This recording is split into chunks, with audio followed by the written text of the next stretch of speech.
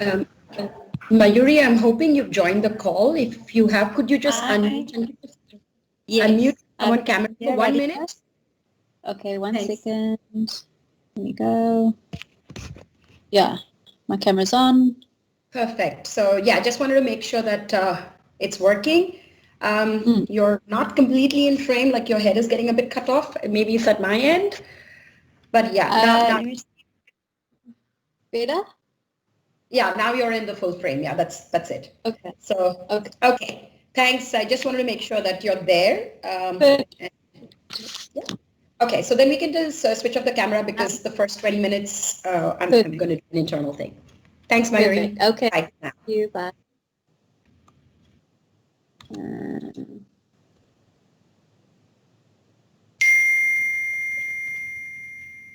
Mayuri, can you also please just go on mute?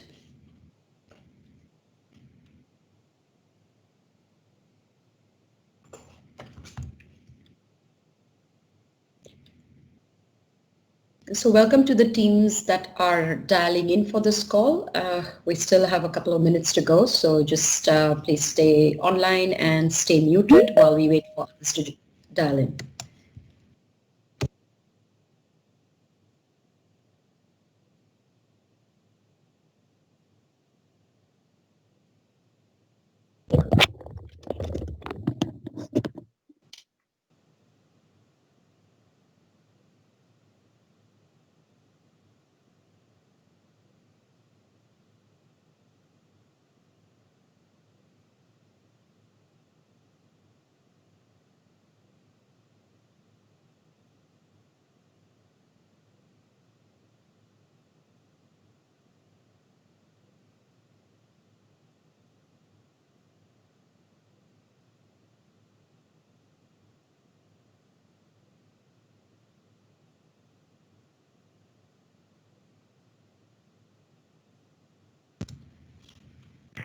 Morning, everyone.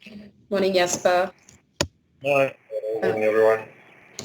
I'm going to just say that you'll give it a minute more, and then Yeah, we'll it's exactly 11, so let's do a few minutes more, yes. Okay, thanks.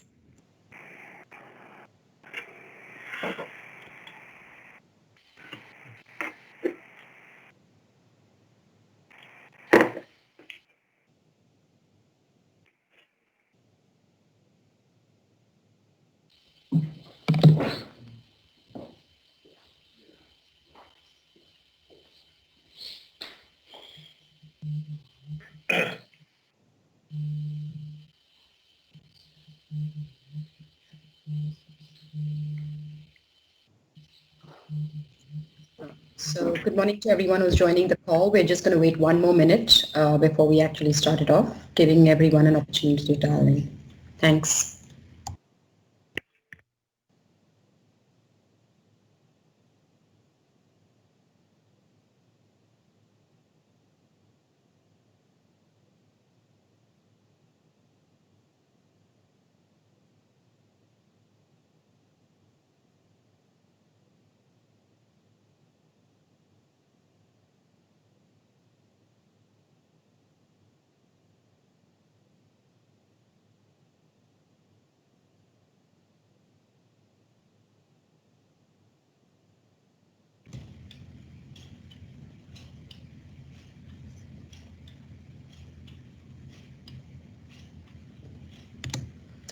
Okay, good morning, everyone. Thanks and welcome to Wellness Wednesday. Today is going to be a very, very interesting Wellness Wednesday, and let me set some context to it before I'm going to have a conversation with Jasper related to the same. It's very quickly, when I sent out this invitation, and then I also requested some of you to take part in a little bit of a survey, I had also sent a link to an announcement that Philips at the central level issued on the 14th of September. And this was really related to the fact that, yes, we're a multinational. We've been operating for over 130 years. But one of the things besides adding value to shareholders is the fact that as a brand, we also commit to other targets, softer targets. And one of the things that we had made as a commitment was something called Healthy People, Sustainable Planet. these were some goals that we had set to achieve by the year 2020. And the good news is we are well on track to achieving those goals. Now, 2020 is almost over. And so Philips made a further commitment for another 5 years, because there's always a 5-year horizon to some of these. And I want to start this call off with actually discussing that. So Jasper, welcome. And I have a request to everybody else. Please go on mute so that we can avoid feedback. Jasper, can you just tell the rest of the team a little bit about this announcement that went out, and what are we looking forward to in the next 5 years? Okay.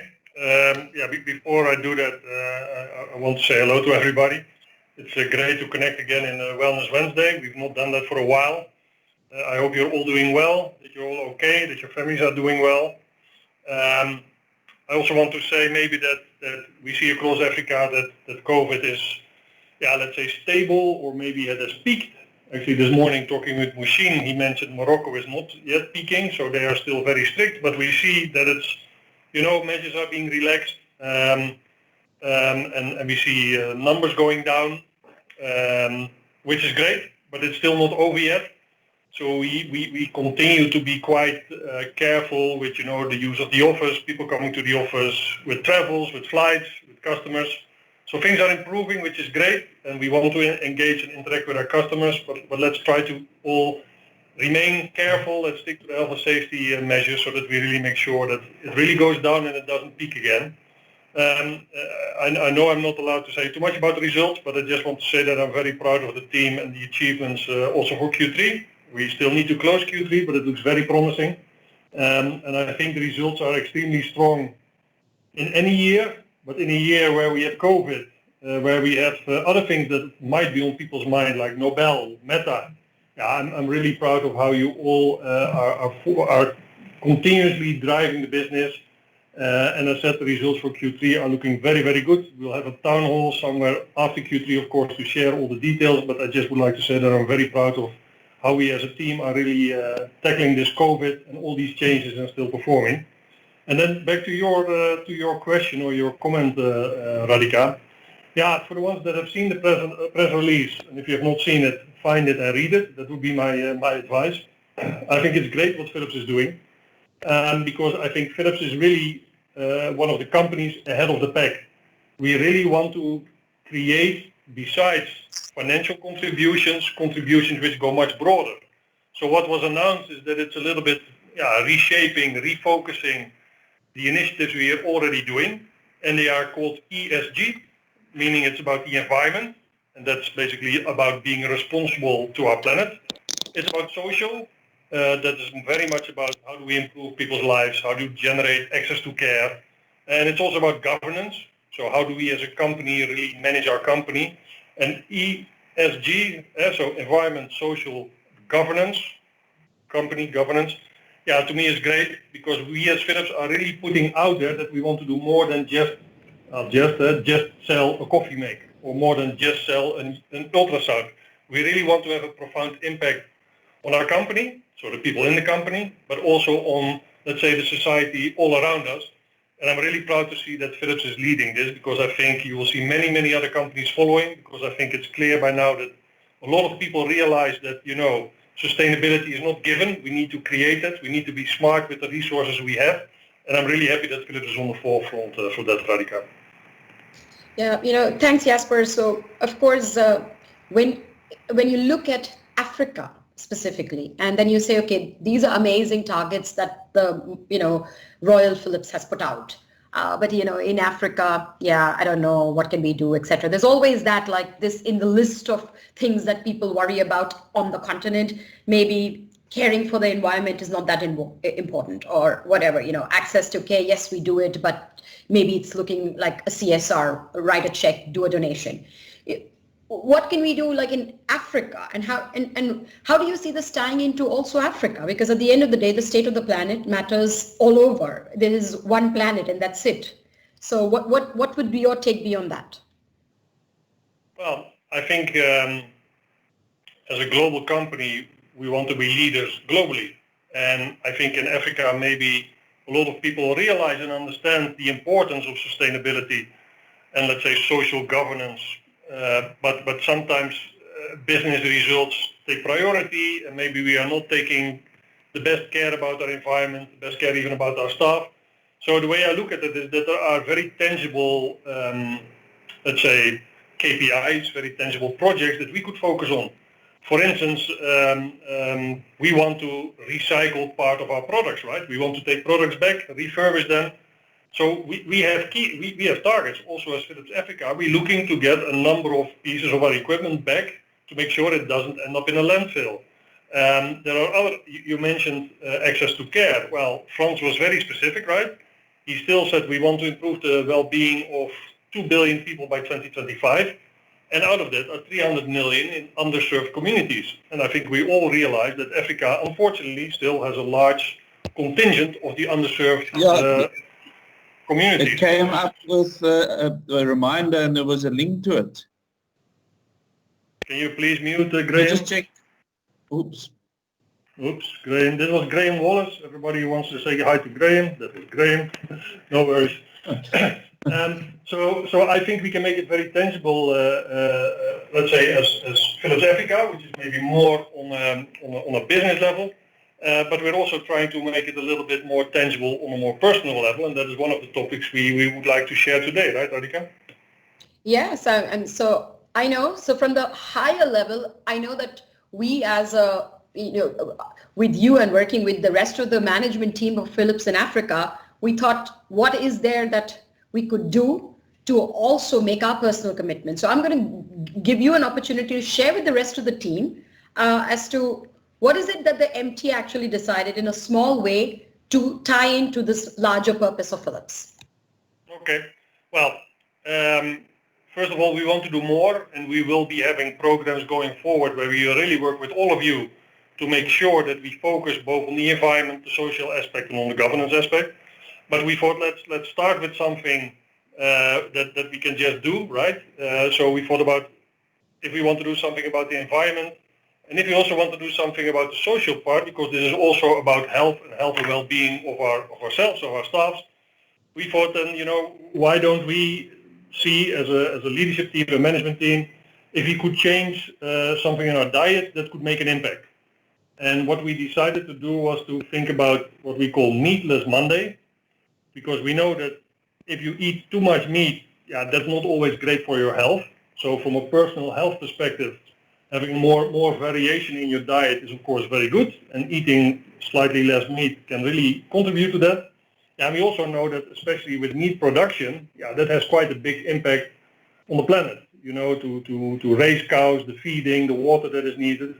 So actually we decided, let's start immediately after this announcement, and we thought this up very quickly, and we said, let's go for a Meatless Monday.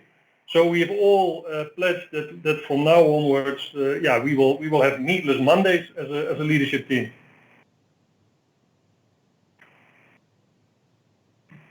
Yes, and it's very serious because you see there are signatures, so we have to do it. And as I said, of course the idea is that it starts with the management team. But there's of course a request to all of you to also consider to support this initiative, because we know that if we eat less meat, it has a different impact on the planet. And you can say, it's just one meal a week and it's just meat. But if we all do it, I'm sure it will make an impact. And it can contribute to your health. And I think we will hear some more about the diet and the health aspects in the later session. But at least you can see all of us there. We have all said we are going to go for a Meatless Monday, to have an impact on the environment and to hopefully also make an improvement in our personal health. Back to you, Radhika.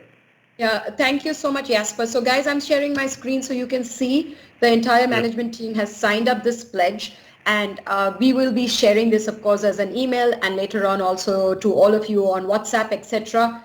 Do read it. It is a commitment that we've made, and of course, like we have said, this is not us advocating that tomorrow you need to change things. But read it, understand it, and make your own decision. We've given you reasons to believe. There are links, all of them. You can click on it and you'll be able to understand. And it starts with small steps, right? If you can just internalize and say, maybe I will reduce my meat consumption by a few meals per week. I will make fresh fruits and vegetables a bigger part of the diet. Or I will try to shop local. it makes a huge collective impact because every drop makes the ocean. So we're very delighted to share this with you. And of course, we will be sending this across to everyone to review.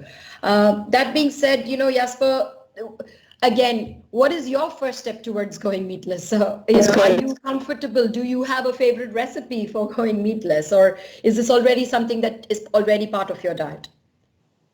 Yeah, so I think it's pretty clear, right, that too much meat is maybe not the most healthy thing to do. So I do try to eat something else than meat.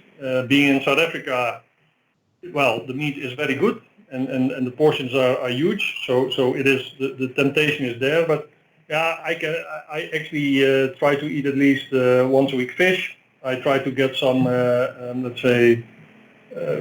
Maybe people know it, Beyond Meat, some of the meat replacements in, or just just a meal where you replace meat with beans and lentils.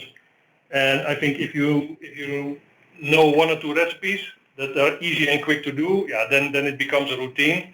So I think I'm confident I will stick to the Meatless Monday, which is not tomorrow. You're right, but it isn't coming Monday. So we do ask people to commit to that as well. But yeah, having a couple of good recipes. Understanding for yourself also what the impact is, both on the environment, as you said, but also on your personal health.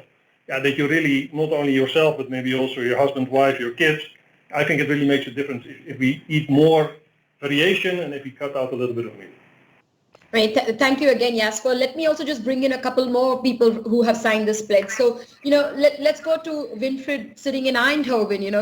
Winfried, can you please come on camera and just share with us, is this something that you signed up for immediately when we proposed the idea? And is this something that you also had to discuss with the family? Because at the end of the day, what gets cooked is something that you normally eat as a family. So what are your thoughts behind this, and what made you commit to this?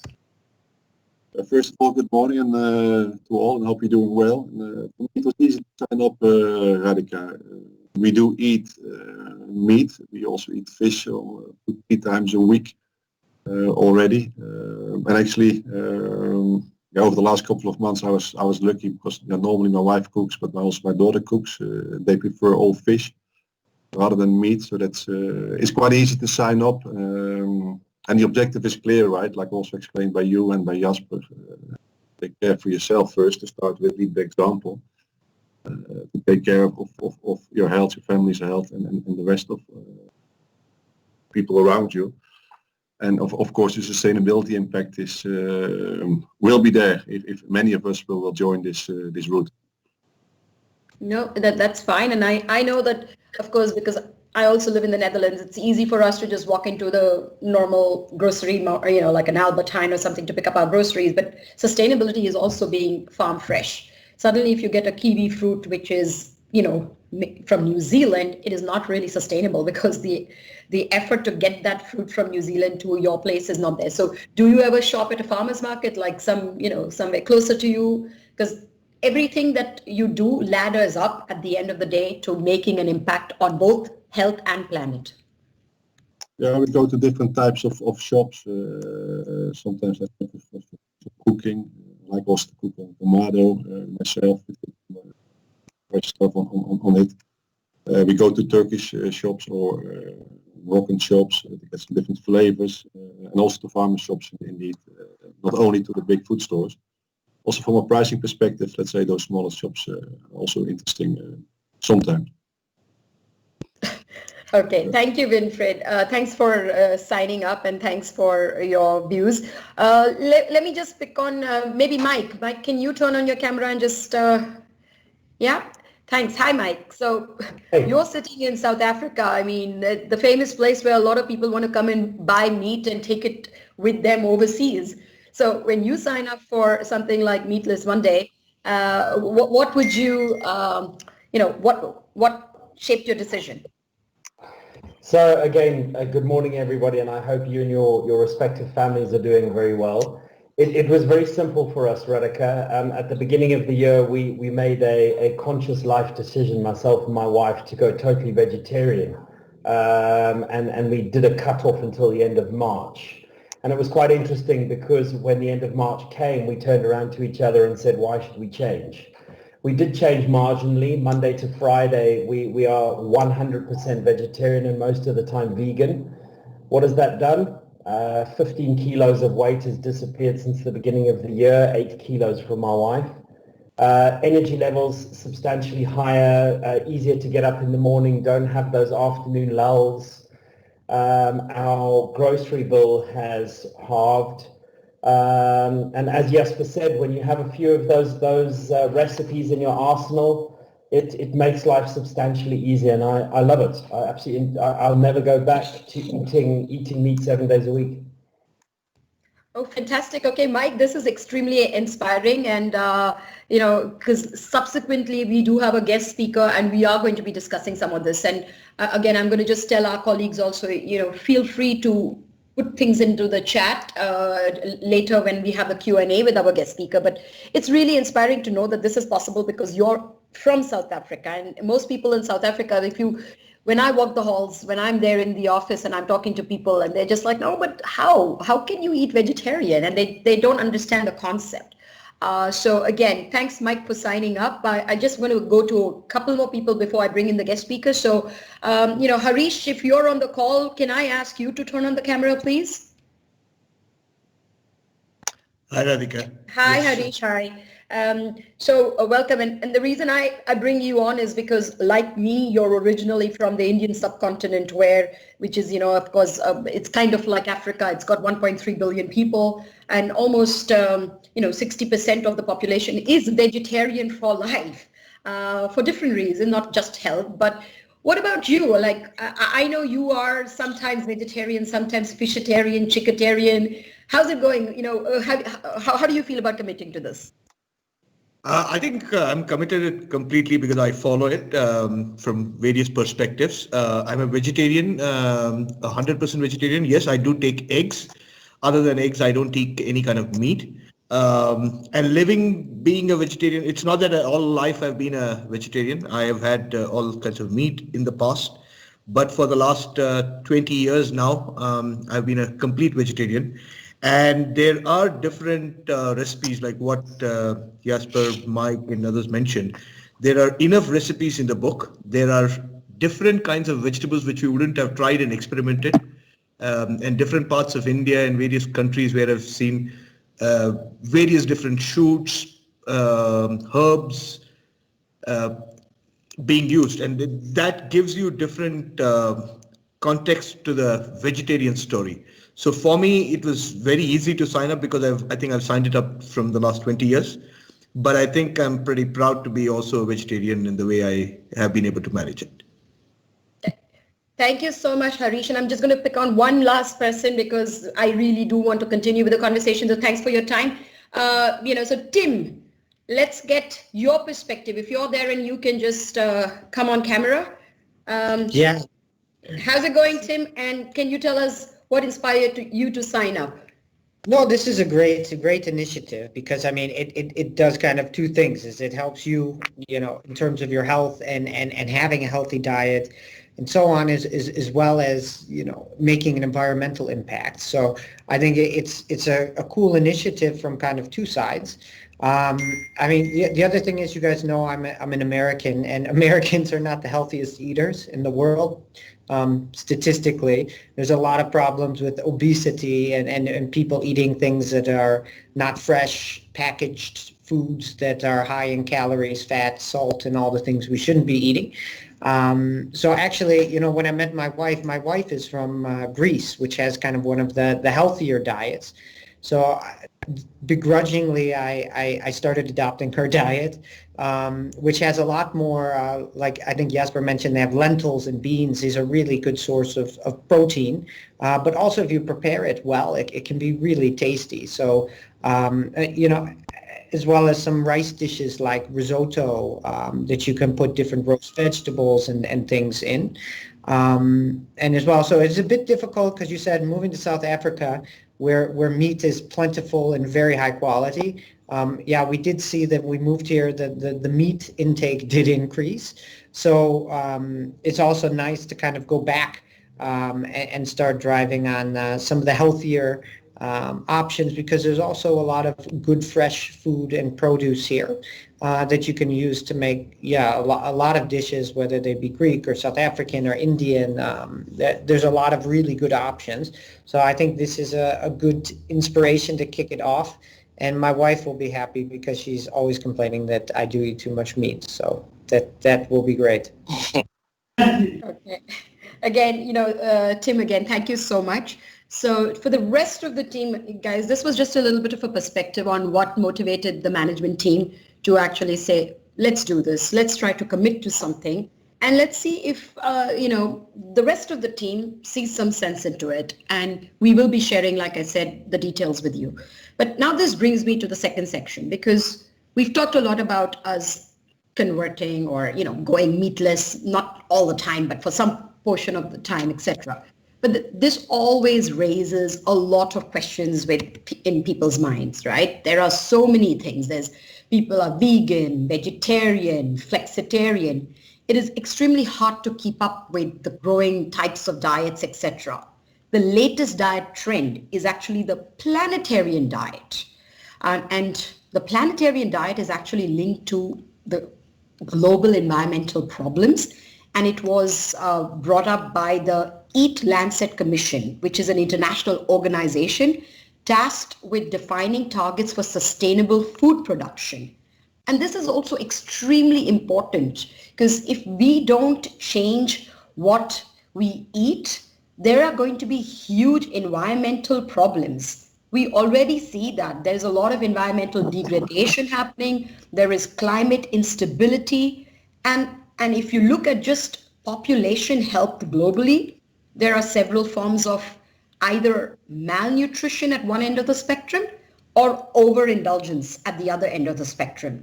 So unhealthy diets are really a leading contributor to diseases. We are a healthcare company and we are constantly talking about the challenges of non-communicable diseases. And really the biggest risk factor to non-communicable diseases is your diet. So diabetes, heart disease, cancers, a lot of this comes because of diet. And because of that, I would like to please request our guest speaker, Mayuri Bhawan, to please come on camera and to switch on her microphone, because Mayuri has joined us in the past. We had her talk to us back in April. So again, Mayuri, welcome back to Wellness Wednesday with us. I know you've been a silent listener to everything that's been going on, and we need to talk to a person who's an expert in this field, because like I mentioned, sorry, yes, please speak, Mayuri. So sorry, I just want to say hi and hi team, and it's so good to be back here again, and thanks for having me.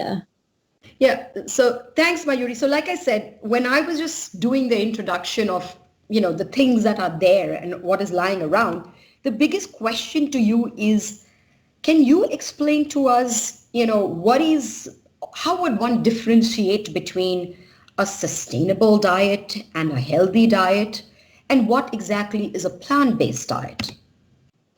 Okay, so Radhika, as you know, there's so many definitions of different diets out there, like we mentioned, the vegan, vegetarian, flexitarian, and I think at the end of the day, what we're trying to do and what we're trying to get people to be more aware of is trying to add more plants into their diet. So, you don't need to label your diet necessarily to say that I am following sort of more of a plant-based or flexitarian. I think it's obviously very individualized, but the main thing is having to start really reevaluating your current diet and saying, where is it that I can start cutting back on in terms of red meat consumption, packaged foods, less refined carbohydrates and sugars, and obviously starting to introduce a lot more plant-based, sort of proteins, but also fresh fruit and vegetables in our diet. So this is where the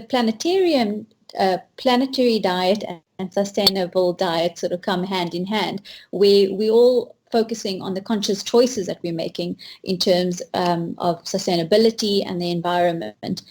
Where the sustainable diet also comes a little bit different is where we're also looking at economic security. So they all sort of tie in hand.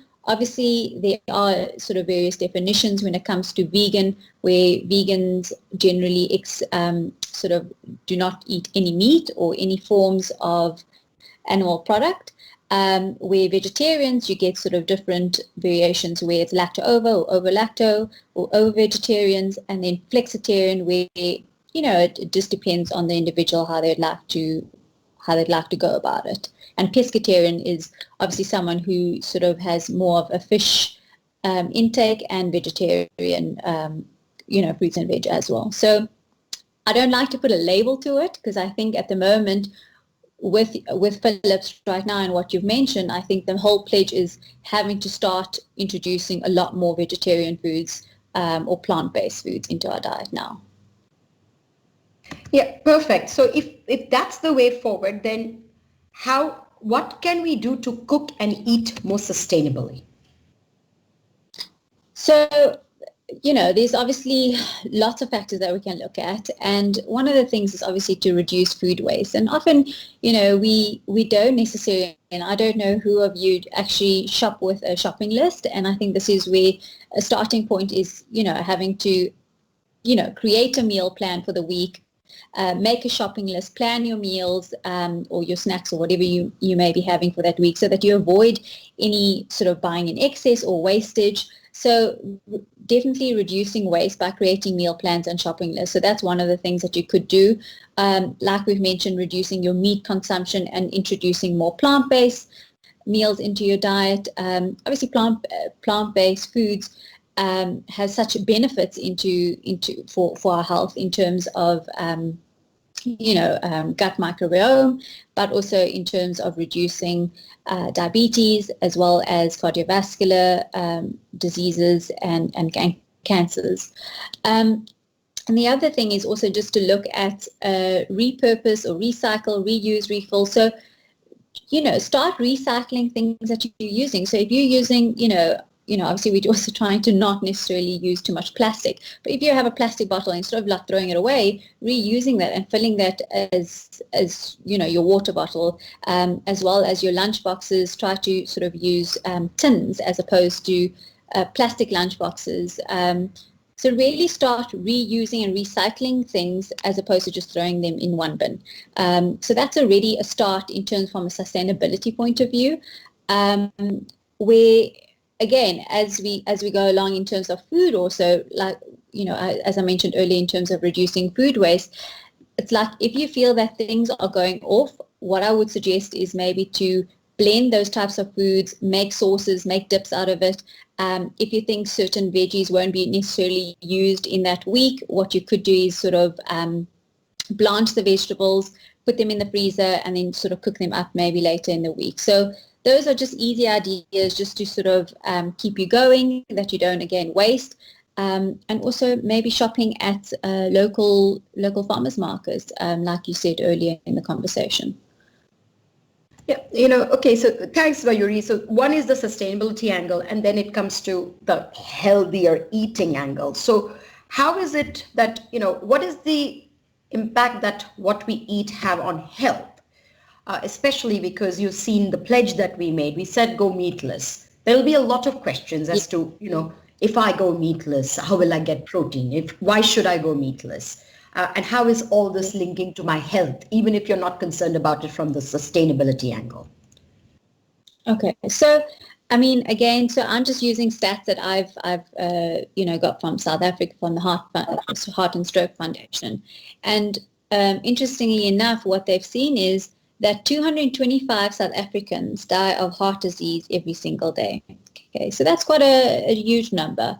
So heart disease is obviously a very, it's probably the second most common cause of death in South Africa, with 1 in 5 South Africans dying of heart disease. So again, this is preventable. 80% of these deaths are preventable because it's all related to diet and exercise.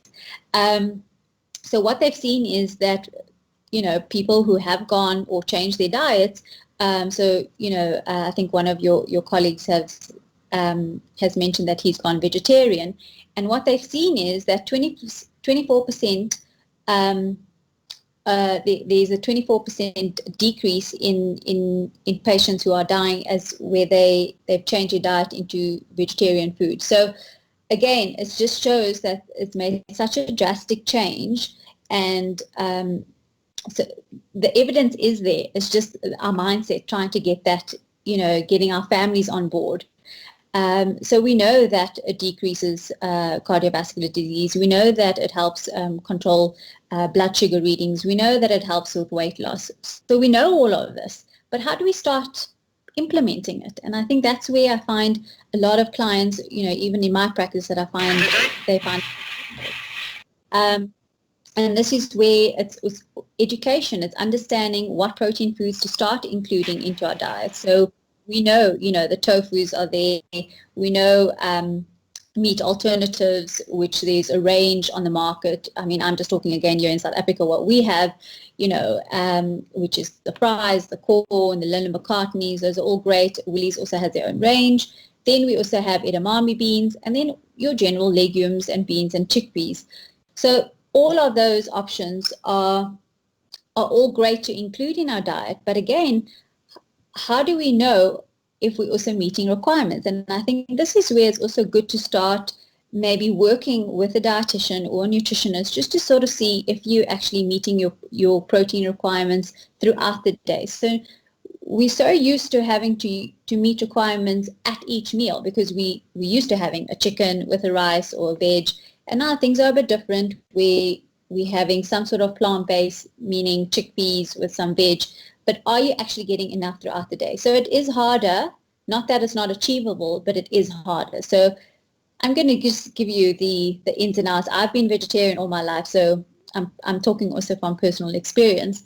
So this is where I would recommend whoever is wanting to go a lot more vegetarian much quicker is to speak to a nutritionist that they can actually balance your meals well enough that you meet your requirements throughout the day. But protein in itself, it's not hard to get. It's just it needs to be calculated well. I think that's one of the biggest concerns because it keeps coming up. Like I said, I did a survey, and again, thanks to the teams that responded to the survey. But one of the top concerns that came from there is, how do I increase protein intake if I follow a vegetarian diet? So this is constantly coming up, and I think it's maybe people don't know that you can get all your protein through even if you go vegetarian. So is there any, like you've already mentioned a few things, but is there anything more you can do to reassure people? Because I know there are a lot of people who say, no ways, there's nothing that you cannot get what you need, not only from the protein, but also all the nutrients that a body needs by just going vegetarian. Is this true or false? Yeah. So it's false. So in terms of getting protein, so just as an example, if you have to compare rice and quinoa, which they're both grains and they're both perfectly fine, quinoa in itself has a higher protein content than rice. So automatically what I would recommend is to rather use quinoa. I'm not saying not eat rice that often, but I would rather maybe, combine quinoa with edamame beans, for example, with, additional vegetables in terms of, your carrots, cucumber, radish, whatever you prefer, and then, including your healthy fats, which may be avo in the scenario. So it's maybe saying, okay, fine, I might maybe use quinoa instead of rice. So there already you got an inbuilt protein within that grain. Another option is like chickpea pasta, which is very common now on the shelves that you can get quite easily available now on the in the supermarkets. Again, it's got a protein content. So what I would maybe recommend is rather including the chickpea pasta maybe with normal pasta if you're not ready to sort of let go. Again, it just boosts your protein content a lot more. Looking at your meat alternatives, which is your, like I said, your soya products. I like them, and definitely it is an easier way to introduce into your diet if you are new to it. However, I don't want people and whoever's going to, start this journey, try not to only rely on meat alternatives like the processed options, just because you are getting added salt or added sodium, and also sometimes the fat can be quite high in those ones. So I would rather opt more for tofu, edamame, or seitan as a better option. Again, like milks, you could look at soya milk as an alternative than cow's milk.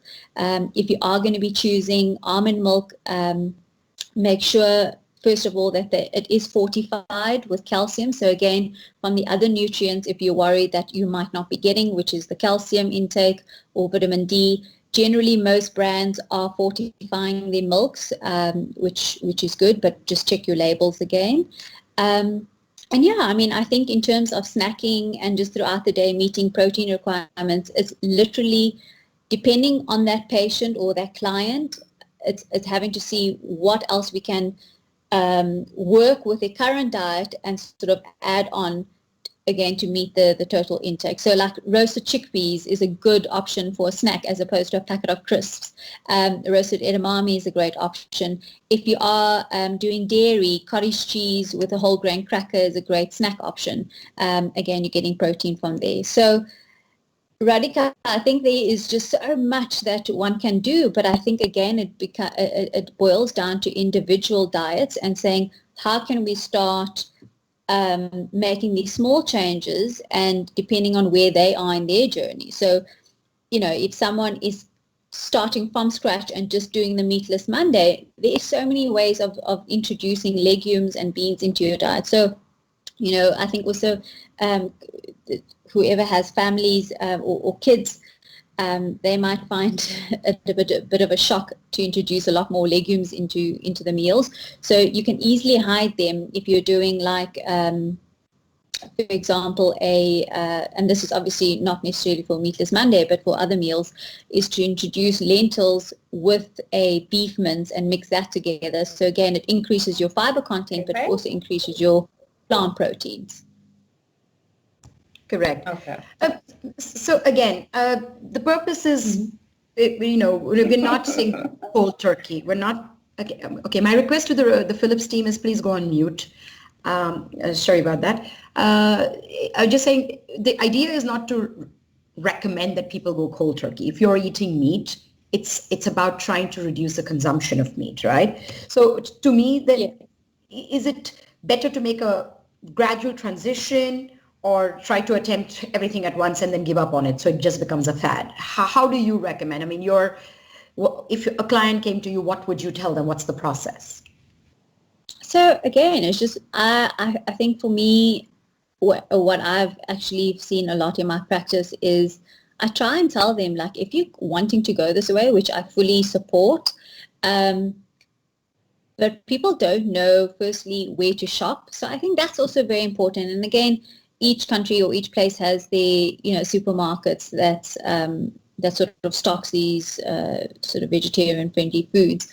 But you need to try and see where you're shopping. Do they have, you know, all these soyas or the different meat alternatives? Do they have the tofu? Do they have the edamame? Where are you going to get them? So it's also having to understand how often you're going to go shop, where you're going to get them, how many meals are you going to do in a week, how's your family going to cope with all these changes. But again, if it's only one person, it's easy. You can commit and you can sort of see it through. But if it's a family with children, I would say, again, introducing that Meatless Monday is a great start. And then start slowly. Also, when you're eating out, maybe for example, is ordering a vegetarian dish.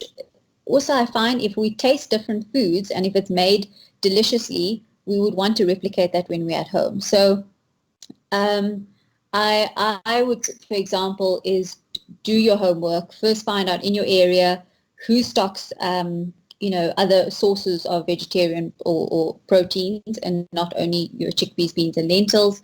Are you able to access them? How often would you like to include them? And then take it from there. I mean, those are practical tips. And again, like you said, very, very clearly, if it tastes good, you're going to eat it. It doesn't matter whether it's fish or it's just vegetables cooked well. So it's, you know, there are many sources. And again, guys, when we send out the pledge, there is a link to a recipes where 10 top meat-based dishes can be cooked alternative. So, if it is a chili con carne, you can have that chili and not have the carne part of it, but it will taste exactly the same. So also experiment, have the open mind, and that would be the nice step. Again, my request, if anybody from the Philips team, please go on mute because there's a lot of feedback coming through. But okay, so tell again to you, Mayuri. Another question that keeps cropping up is, so if I eat a plant-based meal, will it make me weaker? No. So I think also, again, people should be careful of, so yes, we say we go plant-based, means nothing that's not, no meat, no fish, no chicken. That's fine, but it doesn't mean that you should be indulging in pizzas and pastas and, rolls and all unrefined or sort of refined carbohydrates. Doesn't mean that is, yes, it's plant-based, but doesn't mean that it's healthy. And I think this is where us just being a bit educated and saying, if we are going to start introducing plant-based, we need to look at healthy fats. Now, healthy fats, again, coming from your avos, your nuts, your seeds, your olives, really, introducing a lot more of those into your meals, into your salads, or into breakfasts. Looking at choosing a variety of vegetables. I mean, one of your team members had just said, when last have you eaten like a brinjal, or when last have you eaten gem squash? And I think variety is very important here. Often we go to the supermarket buying the same things, and we cook the same things all the time, which means we're only getting a certain amount of minerals and vitamins from that. So variety is very key, which I think will definitely help improve energy levels as well if you're not only eating a certain type of food. Looking at, because also a plant-based diet is very low in fat, you are able to add a lot more fats into your diet, which will obviously give you that extra energy. And also looking at your plant-based proteins, like I said, which is your tofu. So when someone is also going vegetarian, and I'm saying this now because plant-based is quite widely used, but vegetarian specifically means obviously no animal produce, or animal foods or fish intake. You do have to look at your proteins, and I think this is also looking at tying in with blood results. So having to check your iron, having to check your B12, having to check your vitamin D status. A lot of people are not doing that, and I think it's also being responsible enough to say, okay, fine, this is where I am. Maybe let's check my bloods before I go on this journey. And if I feel like I need to check this, within the 6 months time again, I'd be able to see, has it improved? Has it gone down? Do I need supplements? Not everyone may need supplements. Again, from a practicality point of view, be methodical in your process, if that's what I can say. Yeah. No, perfect. I mean, I have a couple more other questions that came out from the survey that I took, so and this is quite straightforward, but one is, so I'm worried about my heart health. How do I reduce cholesterol in my diet? So is that also coming from the fact that if you have to reduce cholesterol, it's better to eat vegetarian? So it's not entirely so. I mean, yes, it definitely will help, and like I said, we have seen studies that going more plant-based or going more vegetarian does reduce the cholesterol levels and the risk of heart disease. But specifically on cholesterol, what we do want to know is, again, having to include more high fiber, whole grain foods into our diet, meaning rice, chickpeas, quinoa, barley, couscous, all the legumes and the grains into our diet, corn, oats. All of those is what's going to help us manage our cholesterol levels, as well as omega-3 fatty fish. Now, either this, if you are again in a flexitarian way of eating, you could probably still eat your sardines, your salmon, your mackerel in your week of eating. Or if you are a vegetarian, then you might have to supplement with an omega-3. Some people are okay with having a fish supplement, some are not. And if you're not, then you could actually do an algae supplement, which should also help manage those omega-3s.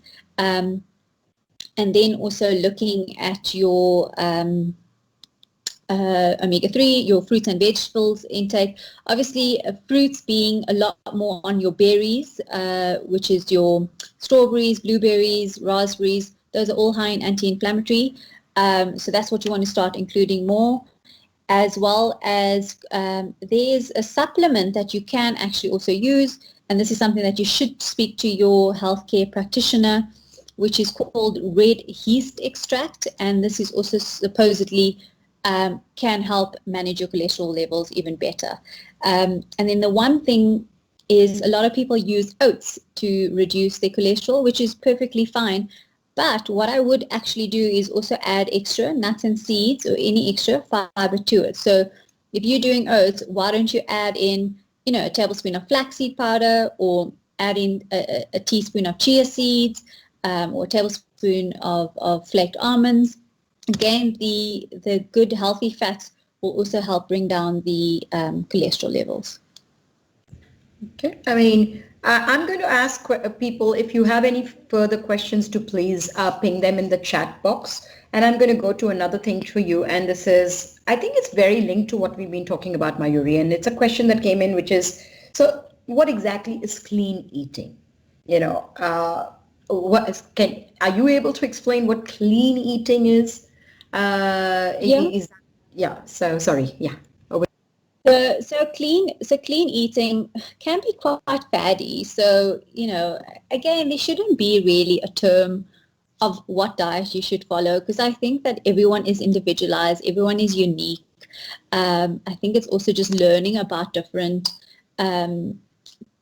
different sort of sectors of what you enjoy and how you want to add that into your diet. Again, one of your colleagues had mentioned he's following more of a Mediterranean diet. I mean, that's amazing, because again, it's known for its anti-inflammatory properties. But is the Mediterranean diet better than the plant-based diet, or is it better than just being or following a flexitarian diet, or so there's just so many ways of how to take different elements from each diet and sort of making it unique to you. So back to your question on clean eating. So clean eating is literally a term where you're not necessarily using or eating anything that is processed. You're not eating any sugars, less refined carbohydrates, things that are not necessarily packaged, trying to keep whole foods whole and not necessarily, cooking them too much, eating sort of, lots more fresh fruit and vegetables, less salted foods. So it's basically nothing that is really processed, which again ties in a lot with the plant-based eating. So I find that a lot of these things are overlapping, and I think again it goes back to looking at your individual diet. Where are you at the moment? So if you start evaluating how many times a week am I eating red meat, how many times am I eating fish, and I think one of the gentlemen said once a week, and I would really say if you could up it to at least 2 or 3 times a week, that would be great if you're again following a more of a flexitarian or pescatarian diet. And then obviously looking at how many times a week are you having sugars in the form of chocolates and biscuits and cool drinks. How many times a week are you eating out? And if you are eating out, what are you ordering? So are we doing pizzas? Are we doing pastas? Are we doing, pieces of steak? Again, when it comes to meat, start reducing your portion. So instead of doing like a full 350, start maybe asking for a 200 gram portion. So every time, you go out, or you see in a week or in a month, these are the changes that I've made. Every bit helps. You don't have to sort of be 100% correct, but it's the small changes that you're making and contributing, again, from a sustainability point of view and environment point of view. Yeah, I mean, again, Mayuri, a lot of our colleagues, because we're in Africa, right? So there are lots of traditional foods, but now we are finding that most people want to, traditional foods were not pizzas and pastas. And now you just see that because of the modern lifestyle, most parents are using what was more westernized or adapted from somewhere else. What do you have to say about, like the traditional diets? Were they healthier? Is it better to go back to eating what grandmother cooked? I mean, I definitely do think there is some merit to it, where culturally we should be eating what we were brought up on. I think what's happening is that we are so westernized now that we want best of both, basically. So we want the pizza and the pasta, um, and we still want to eat our cultural food, which, again, is probably not the great mix, in terms of refined sugars and fats, saturated fats. But again, I'm not saying that you cannot introduce those foods, but I think it's also looking at frequency. And it goes back to saying, again, with people having to do any changes, people get tired. They want convenience. And I think this is where a lot of people just buy things packaged because they working late. They don't necessarily have the time. Yes, we may have all these recipes on hand, but at the end of the day, we want convenience. And that's where we need to start meal prepping ahead of time. So specifically when it comes to introducing a lot more plant-based food. So like you could make a pot of vegetable soup and use that as your snack during the day, or during sort of when you come home, and sort of have a bowl of that before your dinner meal instead of snacking on a packet of chips. So I think it's a lot to tie in terms of convenience, planning ahead, and just really evaluating what are you wanting to achieve in this process. And yes, environmentally, I'm all for it, but also from a health point of view. And I urge every one of you to do a full medical if you haven't done already, because that sort of gives you a good starting point to evaluate what needs to be changed. Again, so very interesting, and I'm again requesting our colleagues that if you have any specific questions, please put them in the chat, because it's not every day we get an expert on diet and nutrition who's able to answer your questions. I'm looking at some of the things that came out in the initial survey. So another thing is, it's again, when you talk about variety, a lot of people say, I really like Japanese food, and I'm going to go there, and I like my sushis and my sashimis because it's raw meat or raw fish. Is that something that, is it considered healthy? Do you have any take on this? Yeah, so I mean, definitely it does have a place in someone's diet. They can definitely have that. I think obviously if someone is pregnant, it might not be the best option for them. So just depending on where they are again, but normally raw fish can be eaten. There's nothing wrong with it. Obviously, we just need to be conscious and careful about how much soy sauce we're adding onto it, because we are adding a lot more sodium to it. So you again want to try and keep it as fresh as possible, and as not sort of dunked in a lot of mayo or a lot of additional fats or soy sauce. So try and keep things as clean as possible, I would say, is probably your best option. But again, if someone is pregnant, then I wouldn't necessarily try and go for raw fish. Okay, I see some questions coming in, and one of them is, and it's legit. Why does pasta keep getting mentioned as being bad? So a lot of times we say, cut down the pastas. Like you said, there's cauliflower pasta, eat it, it's far more healthier. Is it because of the gluten content? Is it because it's processed flour? Can you explain why pasta keeps getting mentioned as bad? And the second, to add to that, okay, and this is something like, if there's no meat, I can't eat pasta, I may starve. Now, how would you tell this person that you are not going to starve if there is no meat? Okay, so firstly, to answer your first question, pasta isn't bad, first of all, okay? It's quantity. We don't know quantity. And I think people who have maybe chatted to a dietitian or nutritionist do understand now quantity in terms of how much they should be having for them, or as what a portion is. But in terms of pasta in itself, definitely you can have a normal durum wheat pasta by all means. I like to also give the chickpea pasta, like I said, to a lot of my sort of my vegan clients, just because it got a little bit more protein. But it also just increases your insulin spike. So the quantity of pasta will have an effect, a negative effect on your blood sugar readings, which is not what we want. So this is where portion control is very important when it comes to pasta, as opposed to saying, no, I cannot have it. So if you're having just plain pasta with tomato-based sauce, it's great, but you're not getting any protein from it. So this is where, again, if you are sort of flexitarian, you could probably do chicken or fish with it. If you are vegetarian, you could probably use like a mozzarella cheese as part of your protein. And again, if you, like, pasta doesn't necessarily keep us full, because there might not be enough protein, or because our portions were a bit too much and we're having such a surge in insulin and it drops us down, and that's where we feel we crave more carbs afterwards.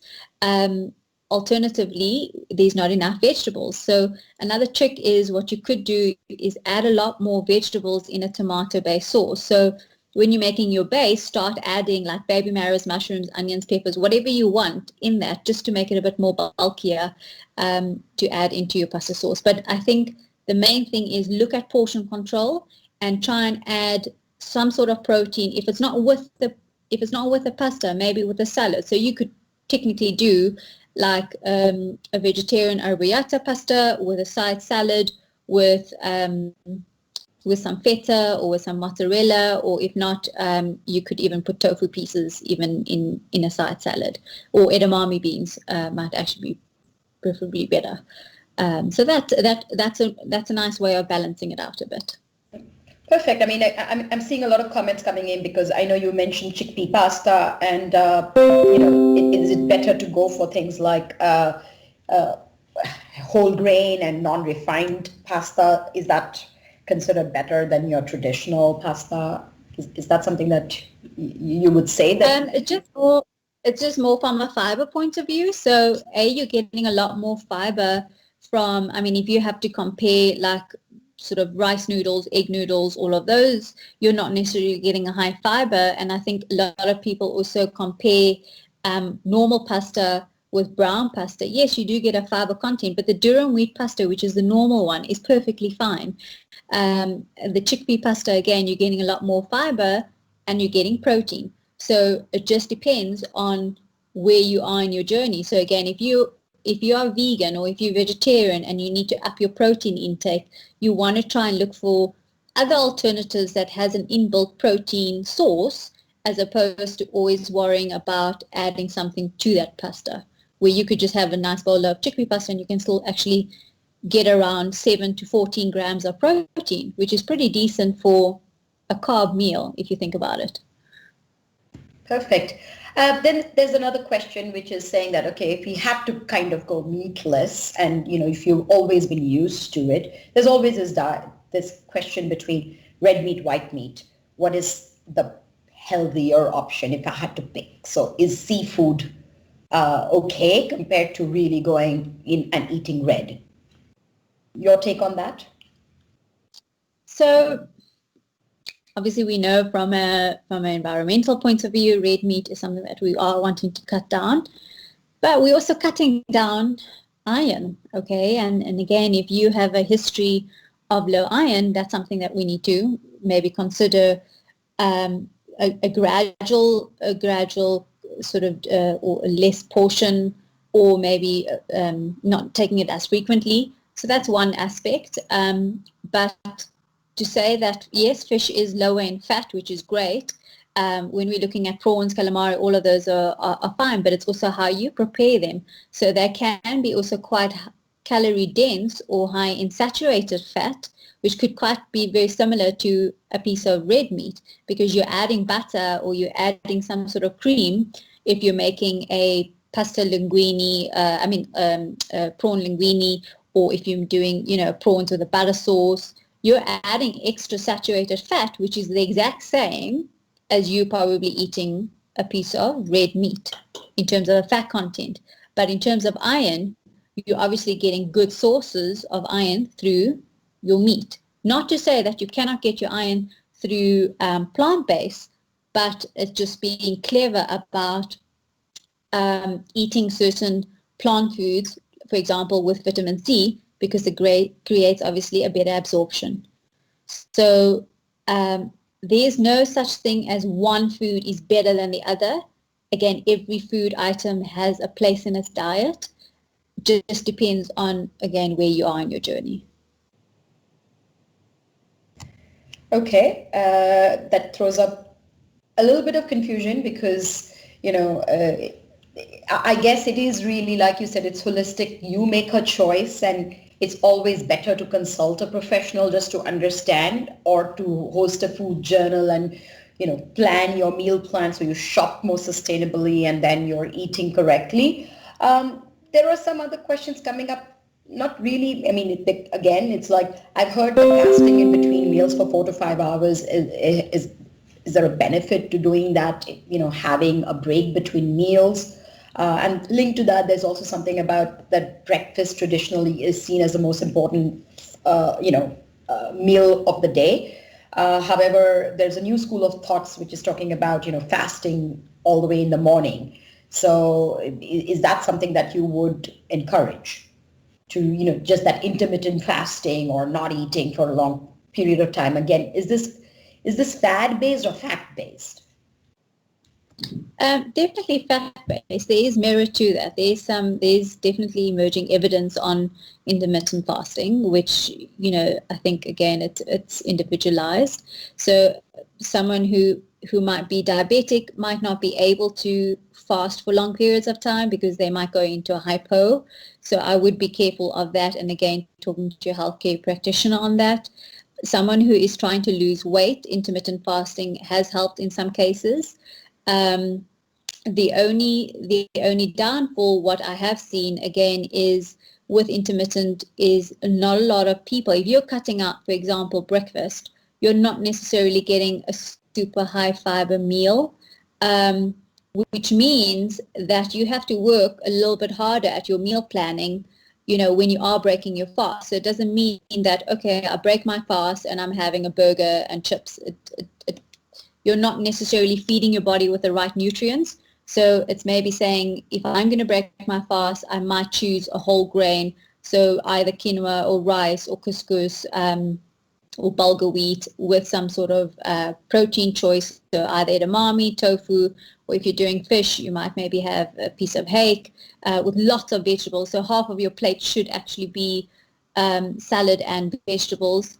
And that, I would say, is probably your best way of breaking your fast, where again you're getting that fiber, you're getting your proteins, you're getting your healthy fats.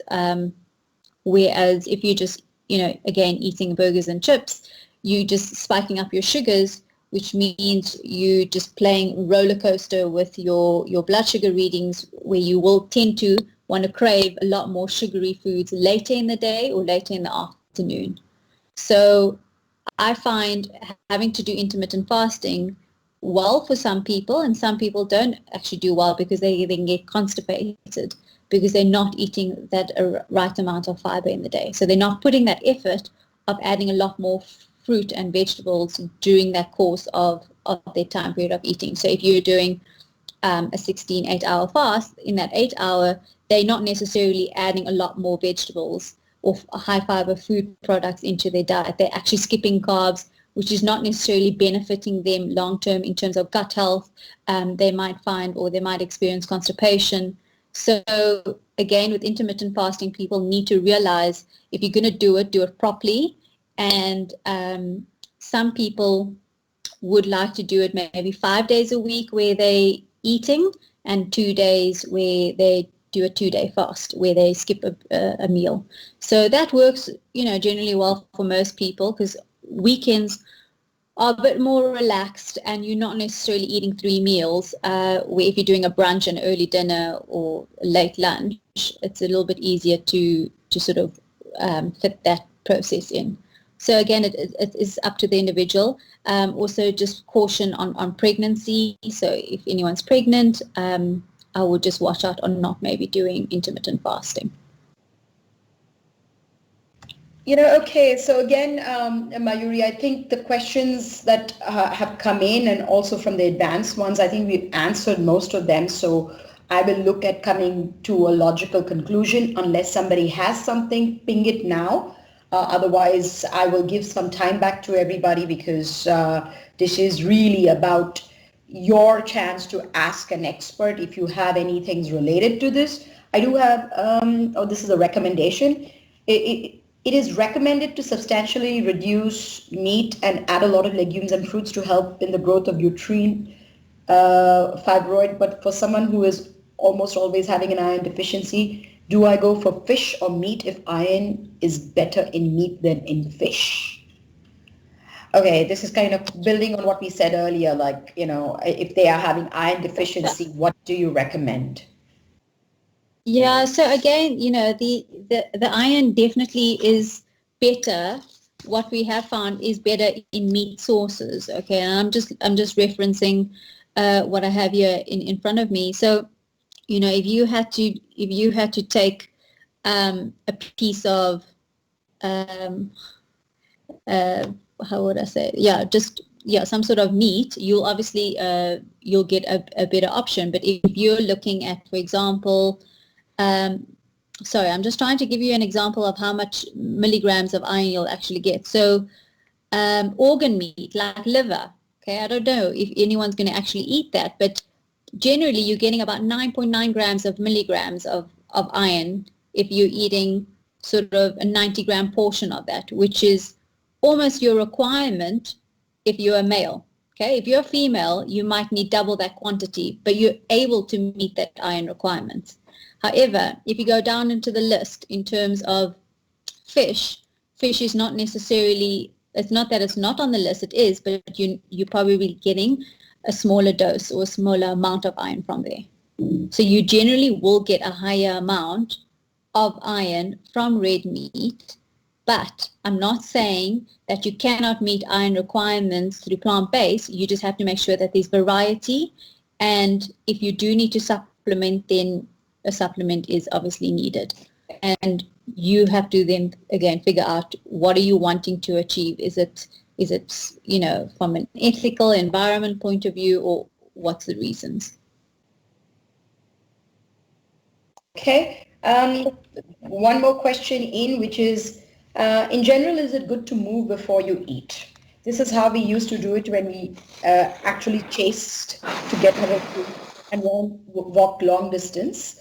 Reducing the number of eating moments in your day, exercise before eating, and drinking water in bulk are all great ways to feel more energized and make food choices by default. Okay, sorry, that is not a question, it's just a comment. So I'm going to leave it at that. I'm just going to say, so if we had to wrap this up, Mayuri, and again, we're trying to say, one is, we looked at that Eat Lancet report, right, which is extremely disturbing, because it is really talking about all of us are going to definitely live in the next 30 years, etc. And there is going to be huge catastrophes happening, and they're all linked to, things that, because we're not doing things sustainably now, there's going to be food shortages going forward. We're already seeing that. If you look at the news today, environmental disasters are taking place all over, and this is going to have an impact on really source of food for us. So if we had to wrap this conversation up, and as an expert, what are the two things? One is on the healthy part of things, and one is on the sustainable eating part of it.